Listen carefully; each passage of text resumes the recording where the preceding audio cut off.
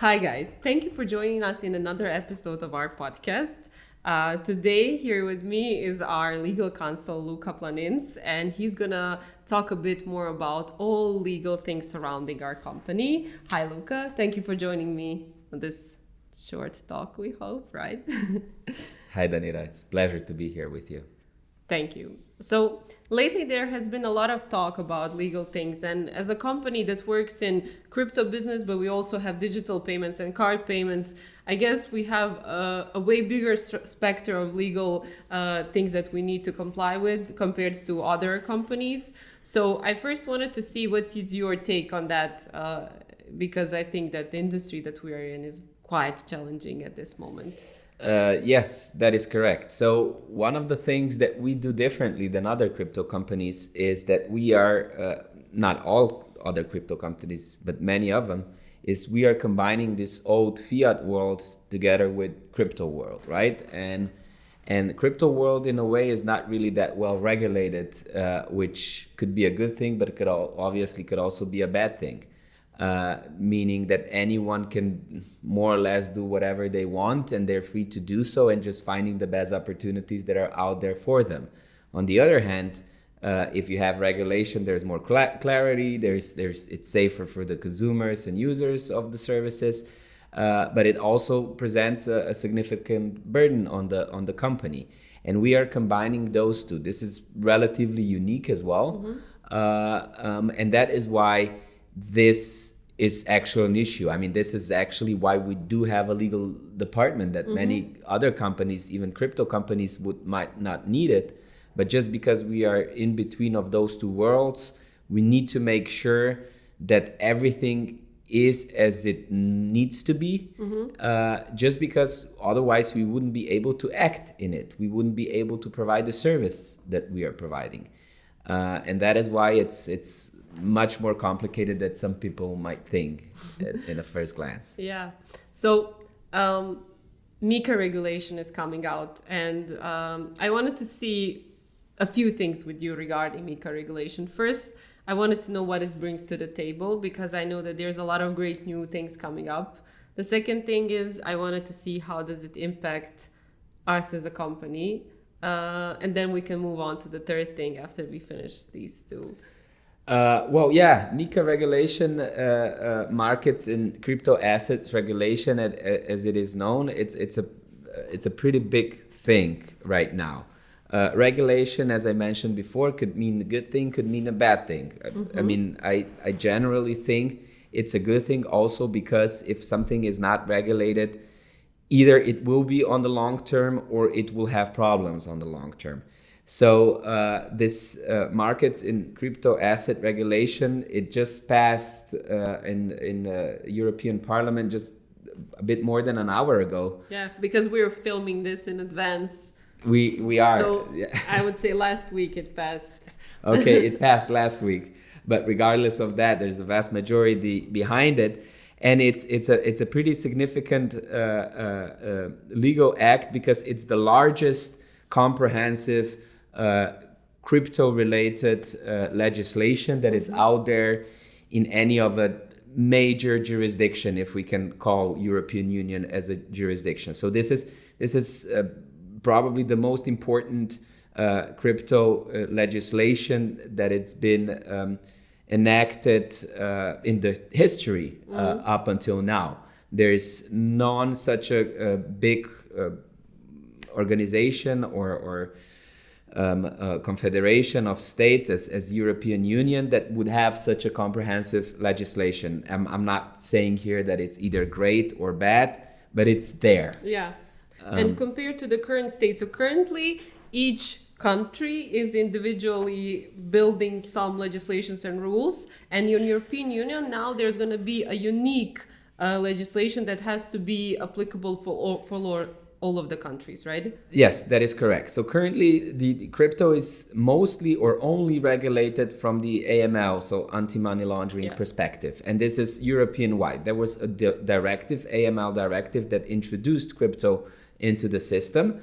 But because it was a directive and not regulation, each and every country were implementing that directive in line with the directive, but On their own terms. On their own, in their own ways. And what happened is that basically 27 different systems came up out of it. And for crypto companies to do their business throughout the whole of EU, it is currently relatively challenging because there's a lot of legal uncertainty whether you can provide a service if you are, for example, as we are, registered as a crypto asset service provider in Slovenia, whether you can provide your service in other crypto countries. And there are even opinions that legal opinions that are in contrast to each other. So some say, yeah, sure, there's free flow of services within the EU, which is one of the basic principles. But on the other hand, are you registered in that particular country that you want to act in, whether that particular country has additional legal framework for that? And MiCA regulation will hopefully, and that's one of its main benefits and intentions, is that there's going to be a level playing field for everyone. So if we are licensed here in Slovenia, we are able to provide the service anywhere in all of the member states. And currently, it's not like that. And to be concrete, so every time we enter a market, we always reach out to the regulators and authorities and ask them whether we can provide such a service. And we've been doing that from day one, basically. And even years back, we got, with the same exact question, we got different answers from different authorities. So some said, yeah, do as you intend to do. It's fine with us as long as you prevent money laundering. Everything else is fine. There were some states that were saying, nope, for the service that you are providing, it seems like a payment service to us. So you need to apply the PSD2 directive rules, and you need to have a payment institution license, or even said you need to have an e-money license and all of that. So because of lack of regulation that was on crypto level, there were these different interpretations, and not interpretations, even implementations in each and every single member state, which made it relatively difficult for crypto companies to work, especially such as ours. Because one of the main differences, for example, if you look at a crypto exchange can just, we could all work from this office. We just set it up, put it on service, and it's running.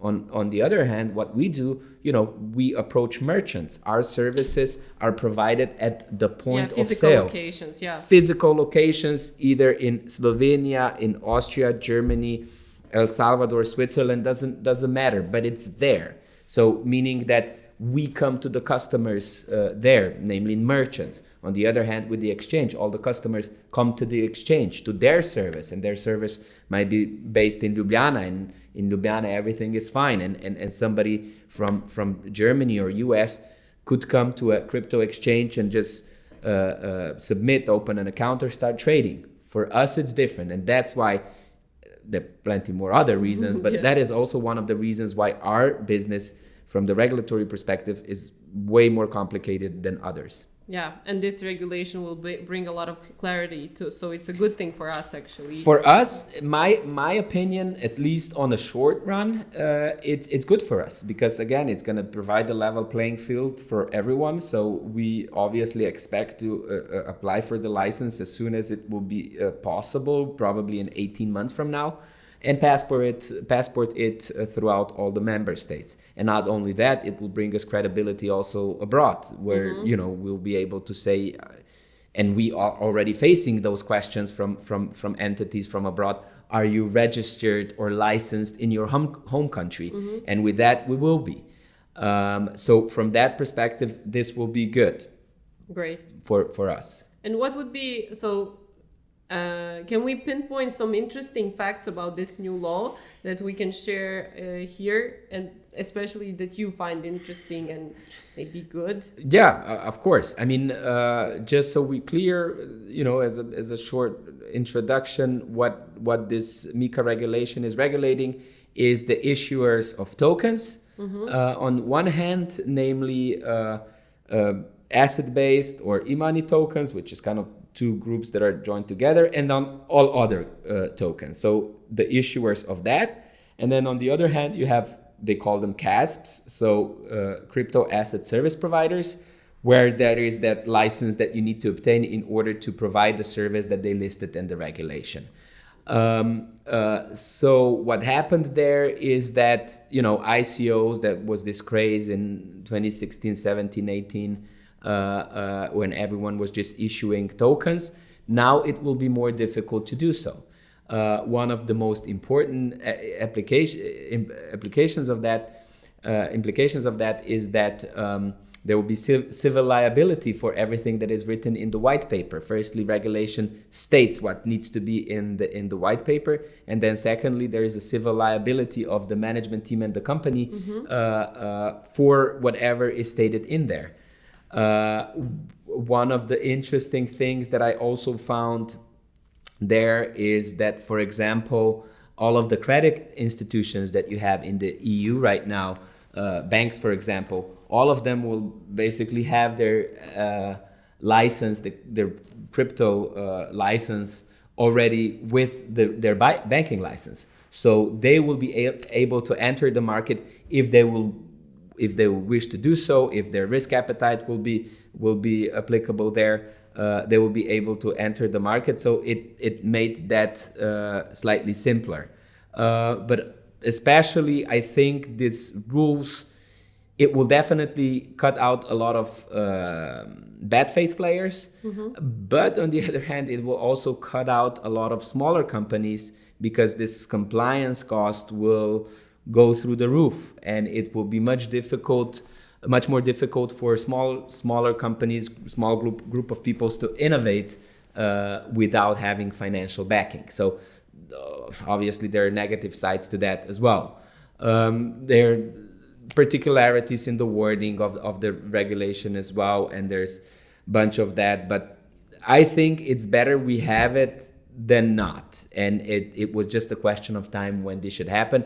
What I'm glad is that European Union was the first major jurisdiction that has done it, and it's similar to what GDPR did to data privacy protection, is that it kind of became the standard globally, not only in the European Union. They call this, there is a professor at the Columbia University that called it the Brussels effect, where, with European Union with 450 million relatively well-off people, has a lot of economic power, meaning that everything that the European Union does have an effect in the world, and MiCA has that potential as well. Whether that will happen or not, we'll see. But for example, best case scenario for us will be that basically the whole of the world looks at MiCA as a golden standard, and because it applies to us and we're licensed under it, or we will be licensed under it, it will be much easier for us to do business globally. And when we talk about that last part, us doing business globally and the challenges that we have had there, I want to go into the details, not actually the details of your work, but more of details of organizing your work. How much time and effort does it take to apply for a license? How much documentation? How big of a team does a company need to have? And is it a thing that only strong companies can do because they need strong legal teams? Or is it like something that anybody can do and apply for? Now when we're talking about licenses, depends on which kind of license. But for example, e-money license is the one that we've applied for, and it requires significant manpower from legal department, from IT department, business department in general. Just because, for example, in that application, we produced more than, it was way above 200 different documents that we needed to draft. There were several thousands of pages of documents that we wrote single-handed, and not just write it as a story, but you had to actually really think about it, brainstorm it and produce it, and all of that. It takes significant amount of time. And because we are here in between of this fiat and crypto world, I see fiat and, let's say, banking community as a private club, right? They make their own rules, kind of, not really, but let's say so. They make their own rules. They like to know each and every one of the, so they feel secure and they take care of each other, and they don't let you in that easily, right? So if we want to play in that world, and when our merchants, for example, want to be settled in fiat currency, that means that we need to play by those rules, and we need to apply those rules and do whatever is necessary there. And I mean, regarding the license application, so there are different aspects of it as well. It also depends on the country and the authority licensing procedures, because some of them are very well experienced. So for example, in the UK, FCA, Financial Conduct Authority, is very well experienced. They have a couple of hundred e-money license institutions. On the other hand, in Slovenia, there are only 3, meaning that the regulator itself only has experience of 3 different applications. Their internal process is not as streamlined as somewhere else, so this might take longer. But with those 3 that are in Slovenia, 2 of them are basically 2 of the largest companies that we have here, meaning that they have no limits on funding, basically, for that purpose, and they can do whatever it's need to. For us, we are still a startup, a small company. It took us months, and it took them months. It took us, I don't even want to talk about how many nights we spent here working on this, and how hard it was, how many unanswered questions we were left with to decide up on ourselves, saying with only three e-money licensed institutions, you don't have legal advisors out there that would have that kind of experience that will be able to help you, right? You don't know the answer. Get somebody that knows it. There's not that many people that do. Plus, again, we are in between of fiat and crypto. Yeah. Even those guys that were in fiat and were working on that, you bring in crypto, there's all different kinds of sets of risks that they need to look at, that they have either zero or very limited experience in. So we are, as we have been in the past 5 or now even 6 years almost, we are the pioneers. We're going through a jungle that nobody has been through, or at least not that many entities have been through. So that is why these things are very much, I mean, obviously they're complicated, but there are so many unknowns, and it's difficult to work on, and that's why it takes so much time. Yeah. When you talk about these unknowns, I will try to make a reference on something that we have been working on for a long time. So everybody knows that we have been building our GoCrypto 2.0 payment infrastructure, and there has been so many changes on it, from what we started as an initial idea to what it is today. And just one thing changed, like in the last few weeks, that brought, so much work to you. Like, we had planned to have a merch store with showcase of the decentralized payment. Then we said, let's add NFT to that. And to us, it's like, let's add an NFT to that. But to you, it's, I guess, 10 new lines of questioning that you have to finish and work on. And I guess that's not that added to all the additional work that the legal team has, that's not something that can easily be completed, right?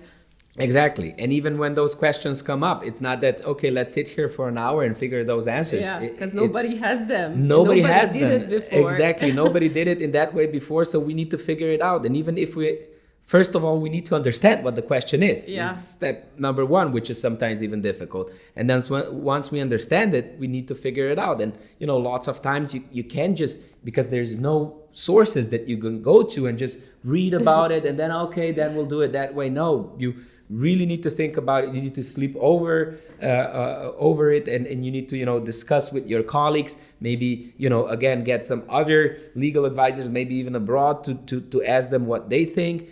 And what we did for a couple of times regarding that, when we were working on GoCrypto 2.0, we reach out to our local authorities as well. When you mentioned the NFT store and the merch store, can you, in Slovenia and in many other European states, can you sell items that are than paid in fiat and crypto, and can you have a different pricing? So let's say for crypto and for fiat. Exactly. So you have a specific price, discount price for crypto payments to start the story going and to get more people spending crypto, and you have a bigger price, let's a higher price for fiat offerings. Exactly. Is that lawful or not? And does anybody know is it lawful, or is it just like up to interpretation, right? And if it's up to interpretation, then you assume that risk that you might be interpreting in the wrong way.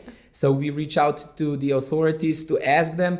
At first, a lot of them just like they didn't really understand what we're asking them, what we want to do. And once they did, lots of times they just don't want to reply because they themselves, meaning that they need to interpret it and they don't know whether they interpreted it the right way or not. And this process again takes weeks on their end, right? We reach out, we ask them, we hear nothing. 2 weeks ago, in 2 weeks, we ask again, another week passes, nothing happens, we need to ask again, and so on. And this could be a small part that it's holding a lot of the processes back. So and this is just one question that came up just like that, you know, and there's a gazillion of those coming from the product development team, which is great, and it's something that we are supporting all the time, but it just takes time because there's no resources that we can look into and just get straight answers. And on the other side, on our product side, we constantly have something new because the market is so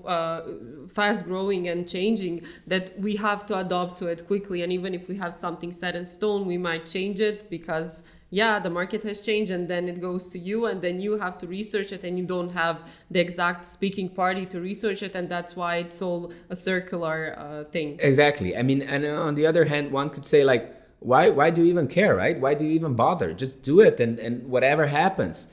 Yes and no, right? I mean, again, if it would be just a crypto company, just a crazy couple of guys that don't care, right? Yeah, we could do that. But what could happen if we screw something up, the regulators could prohibit us from providing that services. Our banks could close our bank accounts and stuff like that. So we need to think about all of those risks when we do new crazy stuff, because we are reliant on many other entities that people may not be aware of. But for example, if that banking club that I mentioned previously turns their back on us completely and shuts us out, we can do nothing about it. So we can do crazy shit all over the place just because we think it's fun.